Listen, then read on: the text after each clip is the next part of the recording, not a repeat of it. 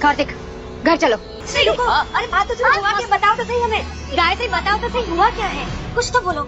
जी मैं ऐसी जगह बिल्कुल नहीं रुक सकती जहाँ मेरे बेटे के साथ इस तरह का सलूक हो रहा है। अरे हालत देखिए इसकी। लक्ष्मी और कार्तिक की शादी हो गई है। भाई कार्तिक तो नहीं करना चाहता था शादी, उसने बता दिया था कि मैं तो किसी और से प्यार करता हूँ, लेकिन यहाँ पर भाई लक्ष्मी इतनी मजबूर थी कि जो आदित्य है, जो उसकी बहन का हस्बैंड है, उसने बहुत मजबूर किया उसको।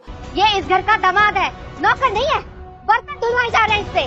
क्षमा कर दीजिए मौसी जी, हम तो अभी आए, पता नहीं क्या हुआ, लेकिन मेरा यकीन कीजिए लक्ष्मी कभी भी दामाद जी से काम नहीं करवाएगी। और उसने धमकी भी दी कि अगर तुम नहीं करोगी उससे कार्तिक से शादी तो भाई मैं तलाक दे दूंगा तुम्हारी बहन को। और यहाँ पर एंड मोमेंट पे वो कुछ नहीं कर पाती है और शादी हो जाती है। यहाँ पर हम देख रहे हैं गृह प्रवेश वगैरह, और गृह प्रवेश में भी बहुत सारी चीजें ऐसी होती है जो अगेंस्ट होती है। हाँ माँ, ये खुद सब कर लेगी लेकिन किसी से कहेगी नहीं। माँ वो खुद ही कर रही थी सब कुछ, उसने तो मुझे मना भी किया था। इनमें से किसी ने नहीं कहा मुझे बर्तन धोने के लिए। गलत समझ रही है, इसे मजाक कर रहा था। और यहाँ पर हमने देखा है ना किस तरीके से यहाँ पर लक्ष्मी को भाई बहुत अशुभ भी मानते हैं। वो खुद भी कहती है कि भाई मैं बहुत अब बचपन में मेरे माँ बाप भी चले गए, मुझे प्यार नहीं मिला माँ बाप का, और यहाँ पर उसको बहुत अशुभ माना जाता है। तो भाई बहुत सारी ऐसी चीजें होती ना जिससे लगता है कार्तिक की माँ को कि भाई ऐसा नहीं हो। अरे अंदर चलो, कोई गलतफहमी हुई है तुम्हें, आ जाओ। जी मैं क्या कहूँ। अब देखिए मेरा बेटा पहली बार शादी के बाद अपने ससुराल आया है, हालत देखिए उसकी। अरे बर्तन धुलवाए जा रहे हैं इससे कि मैंने की गलती कर दी है इससे शादी करके। और वहीं हम देख रहे हैं दूसरी तरफ कि भाई सुहागरात की तैयारी चल रही है और यहाँ पर कार्तिक ना